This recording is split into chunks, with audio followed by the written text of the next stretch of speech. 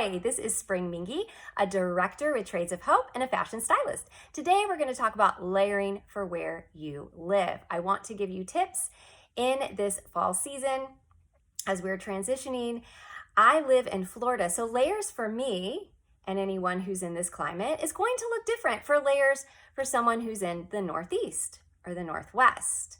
But I hope today's tips are going to help you identify something that you can use wherever you are. So let's get started.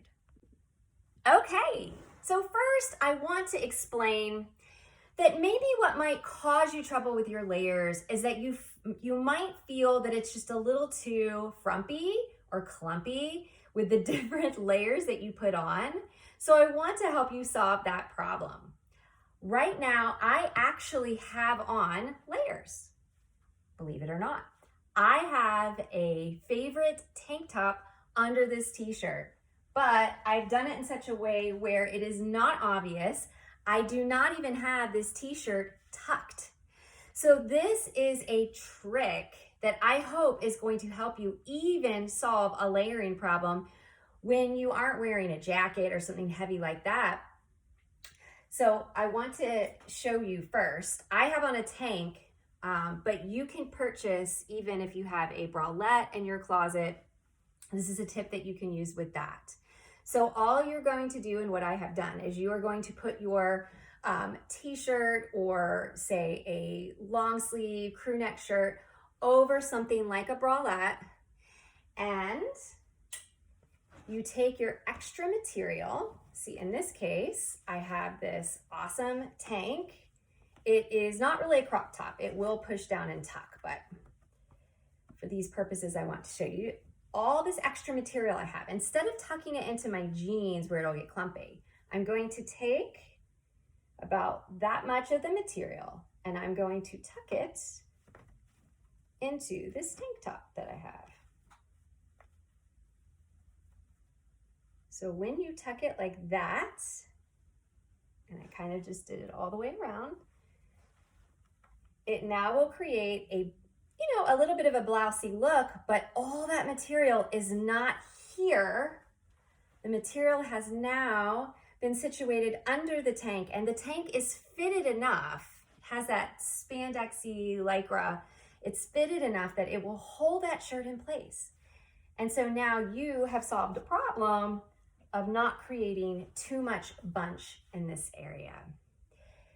So that is a big tip for your layers, is that you want to choose material that will complement each other and not make it too thick or too bunchy. So if I am layering for weather when it's cooler outside or even quite cold, you know that you're going to need to be very bundled when you go outside, but you might be moving indoors in a scenario where the heat is on and it gets really warm, and then you don't need the tank and the long sleeve shirt and the sweater over it and the scarf and the hat. So here is a way that you can solve the problem of being bundled, but then you can remove those layers. So you have your tank, you choose a t-shirt if you like. In a Florida climate where I am, I could have this t-shirt on most days. I'm not going to really need anything too heavy, but I just brought my winter coat out. I could do the t-shirt under my winter coat. Scarves are such an important part of layering, and it's a very easily removable layer that you can keep on if you need, or you can take off easy. So I add my scarf to it, have my coat, and then I have my big Trades of Hope traveler bag. It is chic, but also it is perfect when I go inside and it's gonna be possibly a little too warm and I don't need all this. So I have my big, awesome bag so that I can remove my coat. If I need to, I can even fold this coat up and put it into my big bag. I can take off my scarf, put that in there, and if need be, since I have a wearable tank under this t-shirt, maybe I don't even want to wear this t-shirt anymore. So then all I have to do is tuck in my tank. I can remove that, take this t-shirt off, put it in my bag, and I have another look where I'm able to feel comfortable. And then when I'm ready to go back outside again, I can easily put those layers back on and they're all kept safe in my bag. All right, I'm gonna show you one more no frumpy layered look with a sweater. Okay, now I am all bundled. I wanted to mention something to you about layering. It isn't just for your tops, it's also for your pants. Don't be afraid in cooler and colder weather don't be afraid to wear your jeans with cool rips. You can still do it. Now, I'm not showing it proper right now because I don't have tights on. But if I were going out in cold weather, you could simply put any kind of tight under, and then that's going to give you a great layer of extra warmth. It's going to still look cool with the rips in your jeans that you have, and there isn't going to be air that's going through there and bothering you. So don't put these type of pants away and exclusively just use them for summer or spring. You can completely use them in fall and winter also. But you can also use that layered tight tip with any type of slack or pants that you use. So if it is really cold outside, I definitely am going to put on the fitted tights and then wear my jean over that. That is, again, keeping in mind the textures, the materials that you use as you layer is so key. So right now I am all layered up, and we're just going to walk through how to remove these different layers. And I hope that you can see that I have several layers on here, but I'm not looking too bumpy or lumpy.